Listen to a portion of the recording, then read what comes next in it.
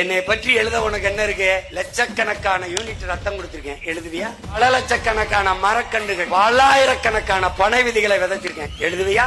எழுத மாட்டேன். மக்களின் பிரச்சனைக்கு மக்களோடு மக்களாக நின்று போராடி தடுத்திருக்கு. நான் இல்லைன்னா 8 வழிச்சாலை வந்திருக்கும்னா. உயர்நீதிமன்றம் கொடுத்திருக்கின்ற இந்த தீர்ப்பு என்பது நாம் தமிழர் அரசியல் கட்சியின் சார்பாக தாக்கல் செய்யப்பட்ட பொதுநல வழக்கு. இந்த திட்டம் அறிவிக்கப்பட்டவுடன் முதலில் தாக்கல் செய்யப்பட்ட வழக்கு. நான் இல்லைன்னா பரந்தூர்ல விண்ணூர்தி நிலையம் கட்டிடுவான். 5000 ஏக்கர்ல ஏர்போர்ட் கட்டிடலாம் தம்பி. அது ஏர்போர்ட் கட்டுற இடம் இல்ல, ஏர்புட்டி உழுகிற இடம். நாளைக்கு எனக்கு விளைநிலம் பத்தலைன்னா இந்த ஏர்போர்ட்டை திருப்பி விளைநிலமா மாத்துவியா நீ? இருக்கிறத வச்சு நிறைவா வாழ பாருங்க. சேட்டை பண்ணிட்டு அலையாதியா. இல்லைன்னா காட்டுப்பள்ளியில துறைமுகம் கட்டிடுவான். ஏன் ஊர் காட்டுப்பள்ளியில வந்து அதானே எதுக்குடா போட்டஸ் கட்டுறாங்க, துறைமுகம் கட்டுறான்? கடல் ஒரு எப்படி கடல் பொது சொத்து, அது எப்படி தனி மனிதனின் உடமையாகும்? அங்க இருக்கிற அலையாத்தி காடுகளை அழித்து இந்த பவளப்பாறைகளை முடிச்சு விட்டுருவாங்க எங்களை. சரியான ஆண் மக்களை நான் இருக்கிற வர என் படை இருக்கிறவர் கட்டிடுறான். சாத்தியமில்லாத ஒன்றை சாத்தியப்படுத்துவனுக்கு பேர் தான்டா புரட்சியாளன்.